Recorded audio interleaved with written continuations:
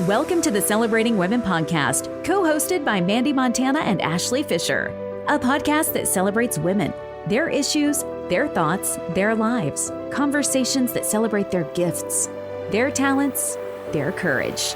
It's the Celebrating Women podcast. Presented by Hand & Stone Massage and Facial Spa in Tyler, Texas. Hey there, it's Mandee Montana. Are you taking great care of your skin? You know, I use great products, I take my vitamins, and I drink plenty of water. But I could be better about applying sunscreen daily and making sure my skin is protected against premature aging. What about you? I've got great news, though. I do have a solution. It's called the Diamond Glow Treatment at Hand & Stone Massage and Facial Spa in Tyler. I love it. It exfoliates and hydrates your skin at the same time. I know my skin feels so soft and silky after. You have got to try it. If you've never had a facial before, they do offer different options at Hand & Stone, like hydrating and brightening. If you're struggling, though, with dark spots, hyperpigmentation, sun damage, sallow skin, enlarged pores, maybe oily skin, this is the treatment for you. If you want your skin to glow and look and feel amazing, you've got to try the Diamond Glow. Located in Cumberland Shopping Center, schedule your appointment today. Visit handandstonetyler.com. That's handandstonetyler.com. Well, welcome back to the Celebrating Women podcast. I'm Ashley Fisher. I'm Mandee Montana, and we have a very special guest joining us virtually again today, my friend and former coworker, Cinnamon Duran. Yes. Hi, ladies. So nice to join y'all. It's so funny to hear Cinnamon Duran now because, you know, I'm newly married. For a long time. It was Cinnamon Cornell. And so now I'm getting adjusted to my new last name. So that's exciting. That's fun. I almost introduced you as Cornell, and I think you're still in my phone that way, too. So I'm glad you have it on the screen there for me to see. I was very intentional about putting it on the screen. Thank you, because I probably would have said it wrong. But congratulations. I was able to attend your wedding last month. It was absolutely beautiful. And there was so much intentionality and love put into all of the details. I've been impressed by you for years, but I was even more impressed with the intention that you and Jason together had for your family and your friends and the experience that we all had. I'm getting emotional just talking about it. It was really, really lovely, and I was very honored to be included. Thank you so much, Mandee. We were honored to have you, and everyone that showed up that day just poured so much love into us. Mm-hmm. And it means a lot that you saw and felt the intentionality, because we were very intentional about that day. And it's so crazy thinking about it, because that day was the first time that I felt like my authentic self. I felt so free, so at peace. And it's because of the work that I did leading up to that day that I was able to feel that way. So I'm so glad you were able to join us. And it was truly a beautiful day. I think that's a beautiful, I know we have lots to talk about, but I just think that's so beautiful when the mindset in our world today surrounding marriage is that, oh, you're getting married, ball and chain, you're going to lose yourself. But on your wedding day, you felt most like yourself. I think that's lovely. And I think it speaks wonders to the relationship that we have developed. And I'm very proud to say I obviously live with my husband, but we had lived together prior to getting married. And we have been very specific about having a home that radiates happiness and peace.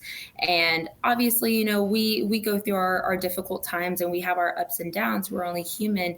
But at the end of the day, we want to be able to come home and feel at peace. And so it doesn't surprise me that I felt that way on our wedding day. Yeah.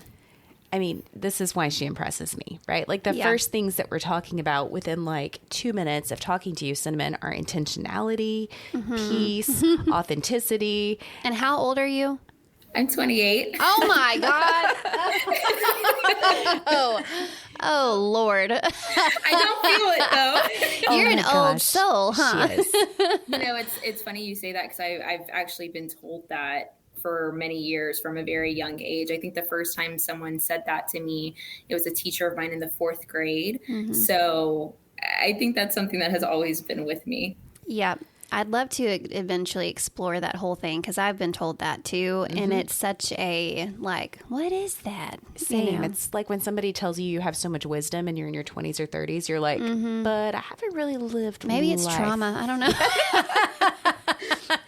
Somebody had to say it. Yeah. I think there's pros and cons. Yeah. I take it as a compliment when someone says that to me, Mm-hmm. but I'm also deep enough into my healing journey where I recognize that if a child is being told that they're an old soul, there's something there. There's something within their journey that has gotten them to that An point. 8-year-old should not be a 25-year-old.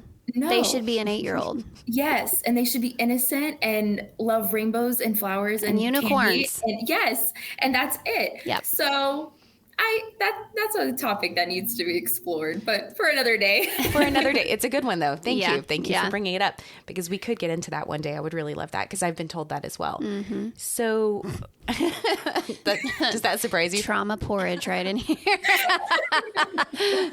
Well, I mean, who hasn't experienced it? I mean, It's true. It's true. We're humans, and it's part of life. But Cinnamon, I know one of the things that I really wanted to talk to you about today, because like many of our guests, there are a lot of topics that we could explore. But I know one of the things that when you and I were scheduling this, what you wanted to talk about was kind of your career journey, which I am super interested in. And we've talked to a lot of women about their careers on the podcast.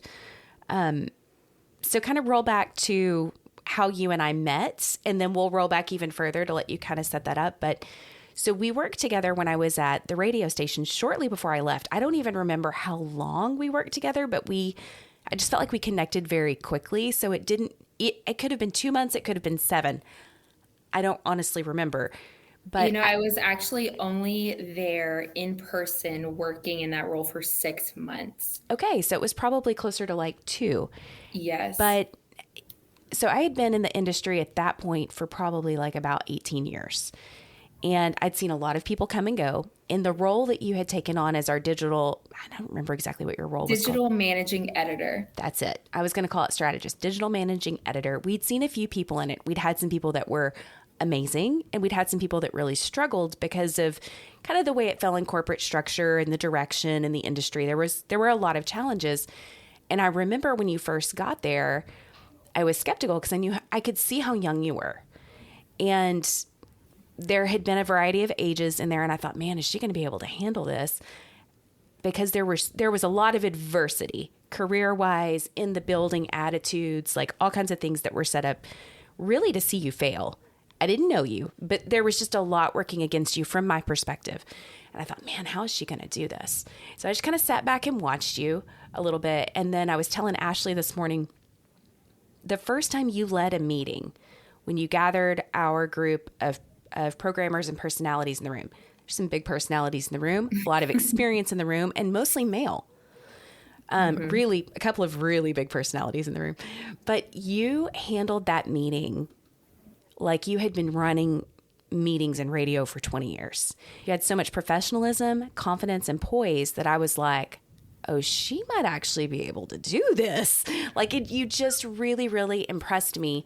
And if I remember your story correctly, that was like your second job out of college? It was. So kind of talk about what led you to that and, where you came from. So let me take you a step back. I was one of those people that had a plan from very young.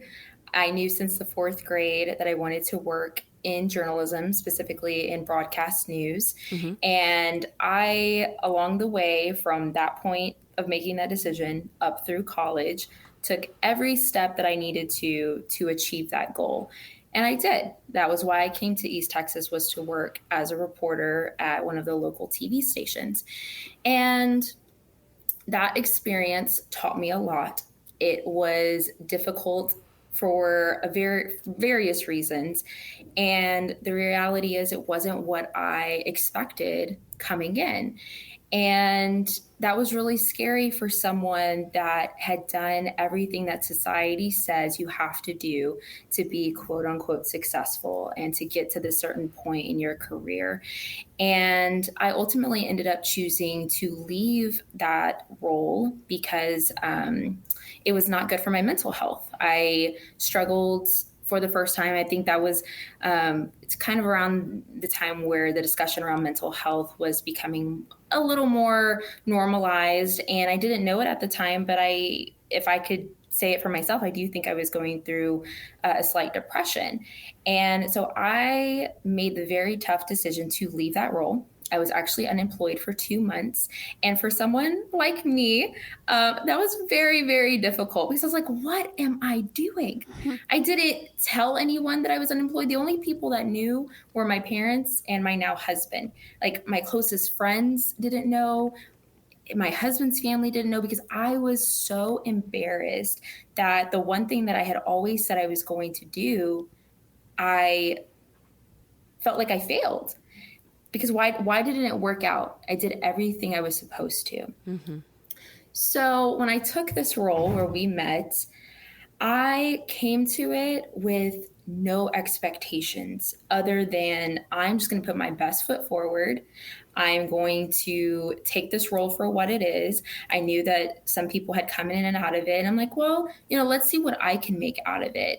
And I think going through a really tough time in my first position in my dream role and having to be kind of knocked down a couple of pegs, that actually helped me develop true confidence. Because I thought in that first role, I thought coming out into the work field that I already had that confidence, but the reality was I didn't, because I was operating off of a system that I thought was right and I thought would get me to where I needed to be, but it wasn't, because in the reality of the situation, I was kind of putting myself in a box. Like you do this and you do that, and you're going to get to where you want to be. You had such a prestigious internship too prior to your first job in did. East Texas. I mean, do you want to just mention a little bit about that? Because that would inspire confidence in someone for sure. Definitely. So when I was at UT, I double majored. I studied journalism and public relations. So I got 2 bachelor's degrees in 4 years. I was working really hard. I was really proud of myself. I did internships. I worked the entire time in addition to that. So because a lot of internships, unfortunately, are unpaid, and I couldn't continue to just not be paid. So I had a job as well. And I was very fortunate to receive a fellowship opportunity right after I graduated. I went to work in New York City at CBS News, and it was one of the most amazing times of my life. I got to network with so many people in the field that I look up to, that I had watched growing up. And those people that I worked with just poured into me. Like they talked so highly of me. They all the characteristics that people typically saw in me, that was what I received. And I was very fortunate for that. And I got to learn from them. But honestly, I think coming out of that, because it was so great, I had this like idealized version of what the real world was going to be. And because I started working at 16, and I had kind of already been in that experience where I'm in these jobs, like I thought I knew what it was to be in the real world and to be in this career. And I didn't, because the reality is when I was working at CBS News, I was still an intern. It was someone that I was in a position where they did want to mentor me and they did want to help me. But when you go into a job, that's not guaranteed that you're going to come across people that want to help you. Yeah. So when I got into my first job, it was the complete opposite. I mean, every day I was getting, I'll say constructive feedback, but it wasn't so constructive. And a lot of it was tearing me down in the process. And I didn't know how to handle that, because it's like, where's the disconnect? I've had all of these people my whole life tell me how great I am. And now I'm doing the one thing that I've always wanted to do, and they're not telling me that. And I struggled with that. So it almost like tore me down, but kind of tore down this person that wasn't truly me, in order to make room for the person that I was meant to become. Because I needed to learn how to build myself up. It doesn't matter what other people think of me. What do I think of me? Yeah. And I didn't really face that until I left that job. So I wish I could have gone through that journey without such a struggle. But I've realized recently that my faith and my relationship with God plays a huge part in all of this.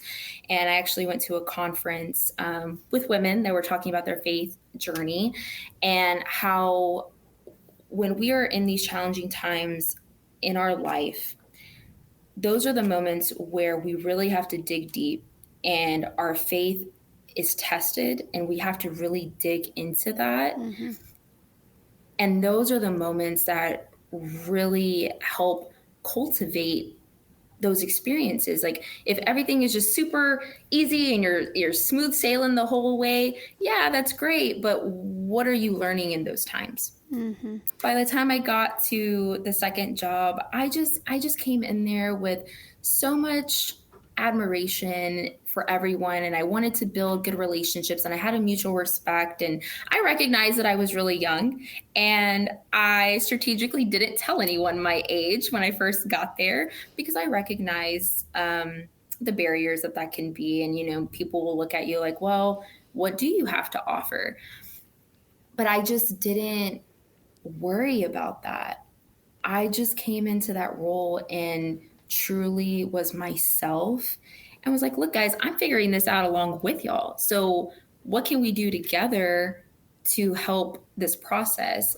And I think that that's where the confidence came from. And I think as time went on, I saw that everyone was trusting me. We were developing these relationships where we were getting the work done together and making improvements and, meeting some of the goals that were set. So it was a great start to me finding my confidence in the workplace. And this was, so when you started the job at the radio station, how long had you been graduated? Let's see. I started that about a year. Okay. So I think what is so fascinating and like some real gold that I want to try to mine in this is that your story is not unlike a lot of people's stories. When they get out of school, they are bright-eyed, they're bushy-tailed, they're ready to go, they are green as can be, and the world is their oyster, and oh my goodness, I'm going to be adulting, and it's going to be fabulous, and then the boom drops. Mm-hmm. And they realize, oh shoot, this is not what I thought it was going to be. One thing I want to commend you on is that for so many people, I'll even say myself, like when we had that experience right out of school, we continued to stay mm-hmm. thinking, I don't know, either, well, it's just, I'm, got to start from the bottom or, and so there are plenty of people who graduate with their degree and go on to have these thriving long careers in the thing that they went to school for. And that's fabulous. There are also a lot of people that are not doing what they went to school for now.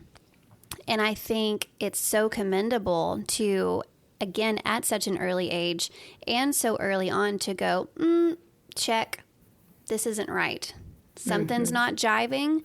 And it goes beyond me not being able to take some constructive criticism. It's like, this is a toxic environment or I'm not thriving.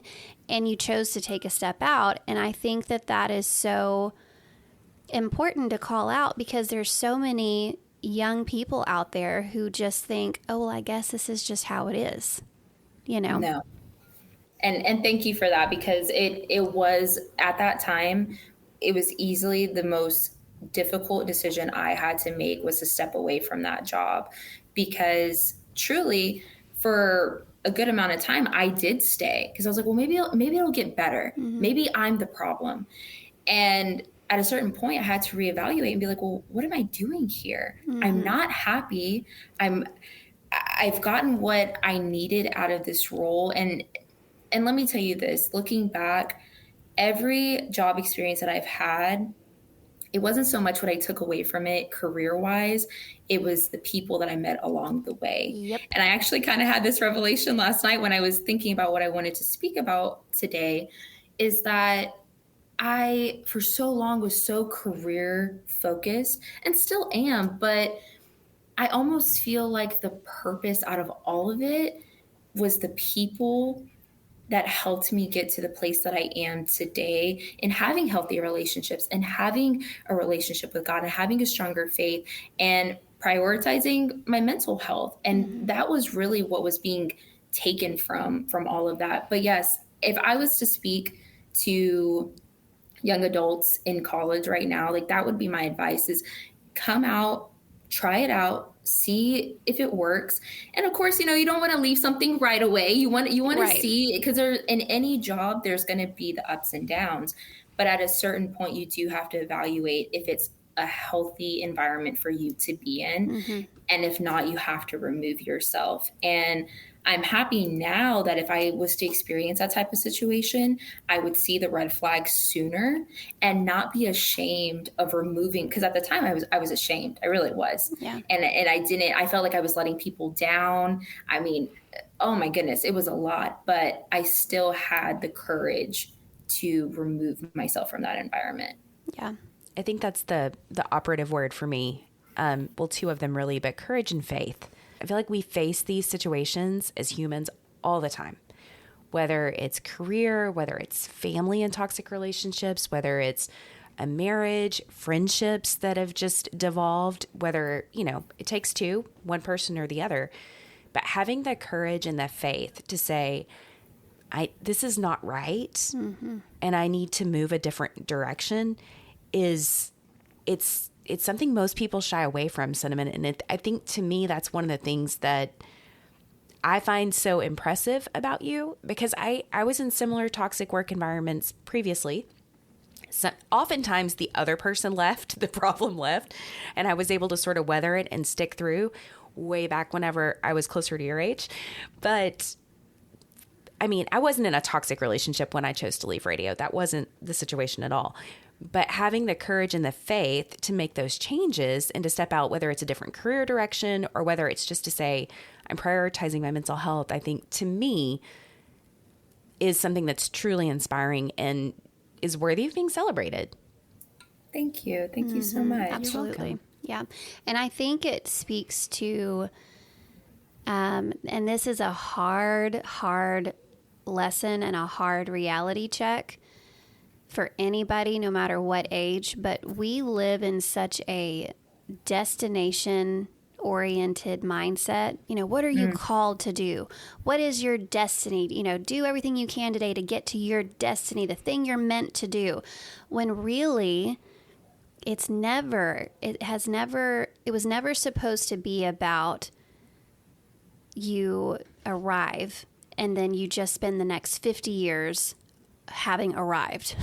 Like, that's not it. The point is it really is. It sounds so cliche. I wish I had a better word, but it's the journey. The destiny is in the journey, and it's in the people, the relationships that you cultivate along the way, and your willingness to make the turns when you need to make the turns. And your desire to grow and change, right? Because that's part of the journey, is we're constantly transforming. We're constantly changing. It's like when you're in a relationship and somebody looks at you and they're like, you've changed.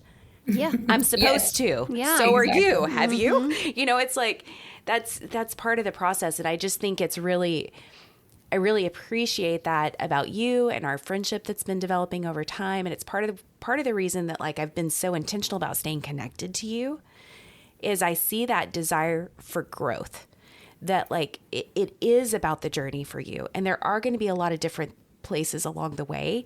And I feel like my life has sort of been similar to that. There are many moments I should have left sooner or made a change sooner. Man, me too. I mean, human, right? But I just really appreciate that about you. And it's something that I'm striving for. So I'm so glad you're in my life, because you help remind me to continue to pursue that.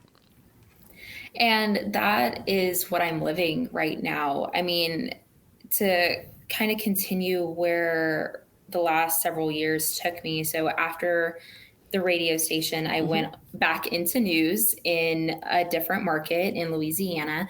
And at first it was great. I was working as a reporter. I was working as an anchor. I was like, okay, I'm in a better environment.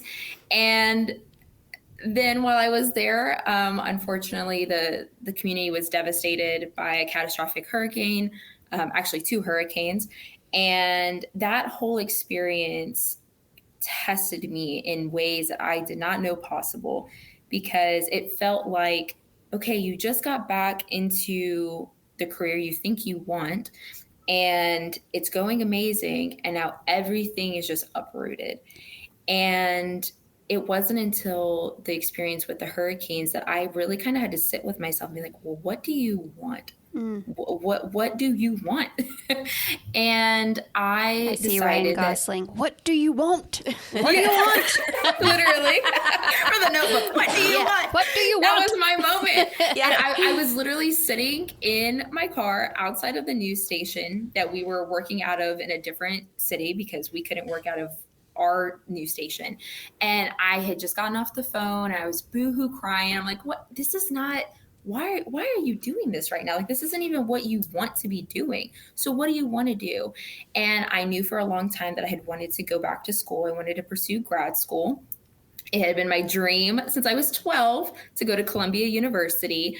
And I was like, you know what? I'm going to start preparing to apply to grad school. And I did that. And then I got in. And then when I got in, I was like, oh man, now I have to go. So I moved to New York, and I moved to New York by myself. And why that was such a big deal for me is that, you know, as I mentioned, I've been with my husband since we were kids, and we had actually started living together in Tyler in East Texas. And so I don't think I realized it at the time, but he was always kind of my safety blanket. Yeah. In a sense. And so when I went to New York and we were doing long distance, that was the first time in my adult life, if ever, that I kind of just had to be alone and sit with my thoughts and figure things out for myself with no one's help. And I did really well, but I think what that helped me figure out is I didn't know what was next after grad school. I always knew I wanted to get to grad school, and I kind of had an idea how it would help me with my career. It was intentional, but that was where my step process stopped. I knew I was going to do this, and then I was going to do this, and then I was going to do that. Yep. And then I got to Columbia University, and the page someone goes blank. had asked me, the page was blank. Yep. And at first that terrified me. And then I was like, you know what? You're going to really take these 2 years to work on yourself, to get into therapy, which I did, and big advocate for that. And I had to start unravel who I was in that moment, what led me to get to that process, and what was truly important to me in my life. And I realized that after grad school, I wanted to come back to my hometown and be near my family, specifically my little brother. He's going to be 14 in November. He's been a huge part of my life. I was an only child for 14 years, and something was just pulling me back home. He's about to go into high school, and I know how formative those years can be. And for the first time in my life, I stopped thinking about me. I stopped thinking about my career and what my next step was. And that was a really freeing moment to be like, you don't have to worry about your next career move. Your career is there. Like, girlfriend, you've already done a lot. You're still so young. You're not even 30 yet. And you've gone to school multiple times. You've pursued this career. You've gotten different jobs. Like, you have proved that you can do the career thing.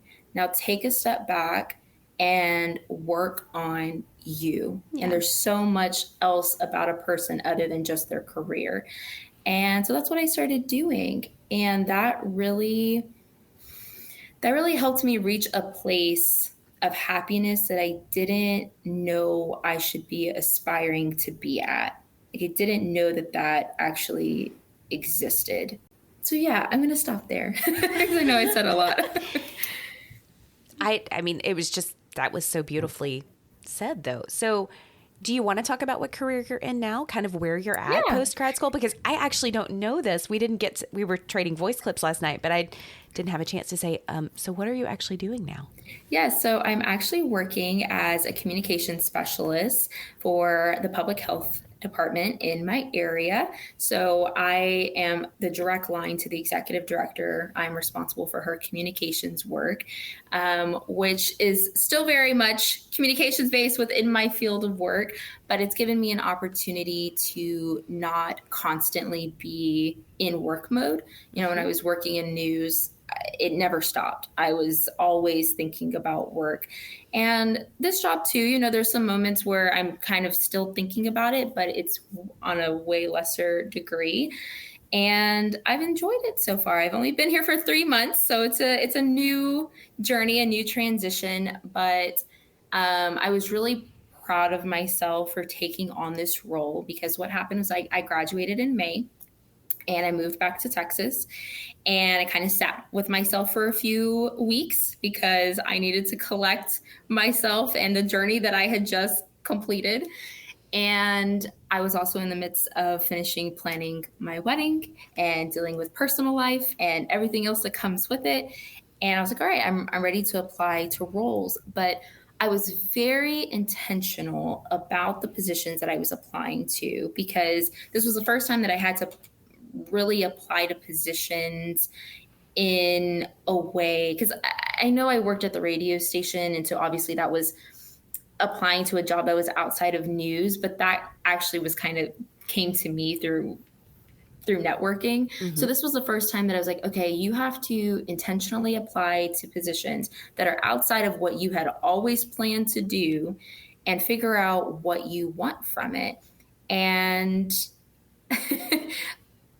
the things that I wanted from this job are more personal. It's not so much how is this job going to get me to the next career move, but it's what can I do to advance myself in communications, but also be able to focus on some really prevalent things in my personal life. And I needed that balance, and I needed to find it now, because I knew when I got married that was going to open a new chapter of my life. And so my priorities have just changed. And that was hard for me when I was still in New York, because I almost had to mourn the life that I thought I was going to have. Mm-hmm. And because I always had the plan, and I always had the dreams, and I always knew what I was going to do. And then I was slowly but surely stepping back from that intentionally, not just by chance. Like, I was actively making the decision that is not what I'm supposed to be doing right now. But it was hard. It was hard to let that part go. And so, yeah, that's what I'm doing career-wise right now. And it is giving me an opportunity to work at a higher level in communications and explore some opportunities that I never thought that I was going to be able to. And it's so funny to reflect back on the job at the radio station, because the same way I came into that environment is exactly how I had to cut. Because again, I'm the youngest one here. I am working for people that are a lot older than I am, and I have to show and prove my worth.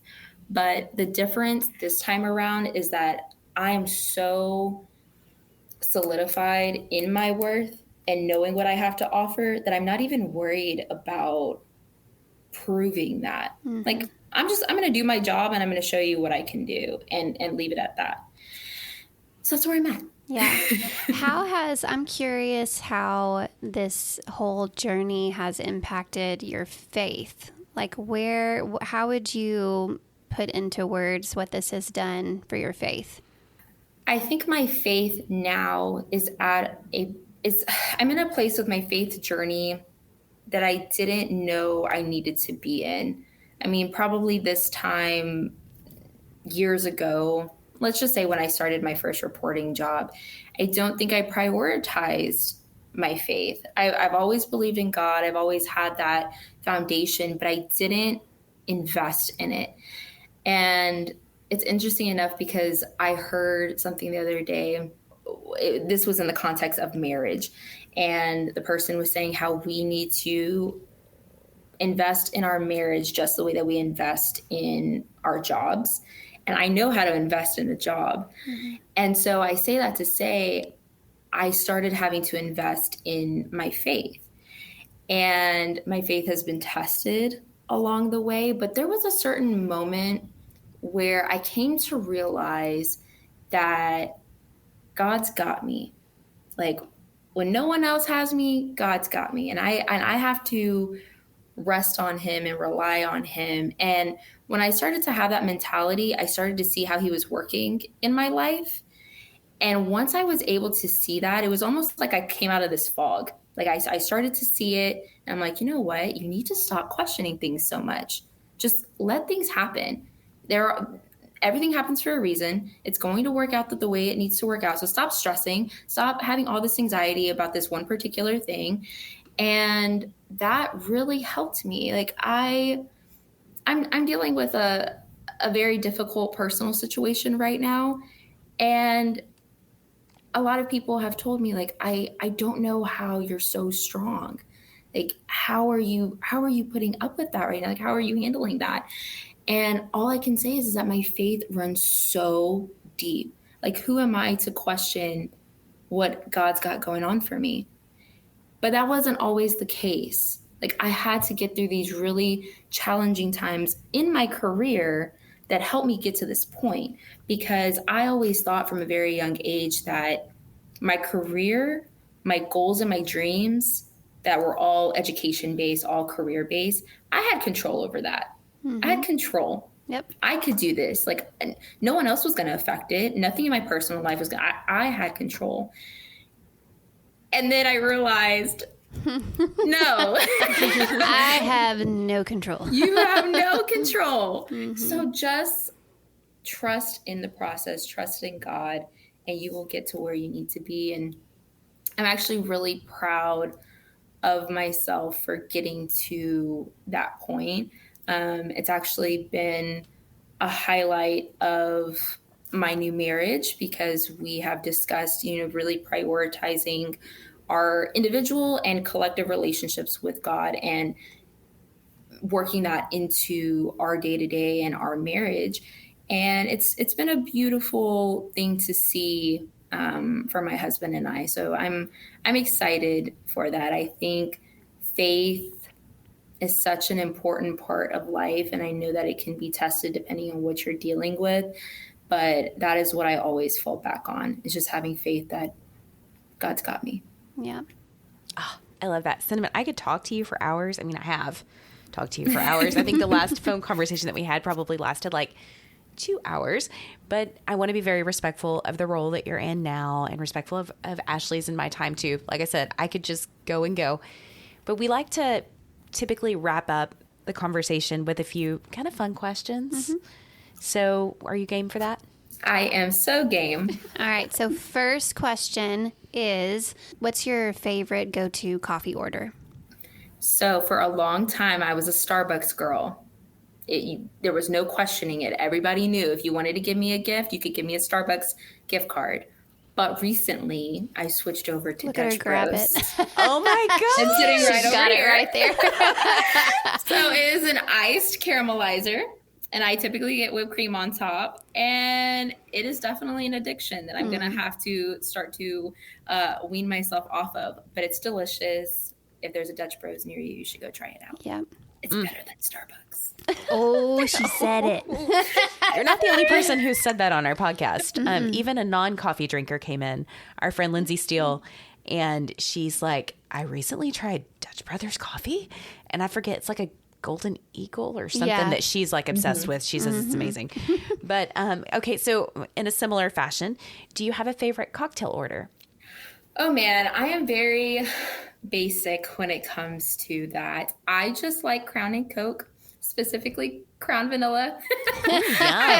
It doesn't taste like you're drinking alcohol, so that is my go-to. If you've never had it, it's a great combination. Nice. Sounds really smooth.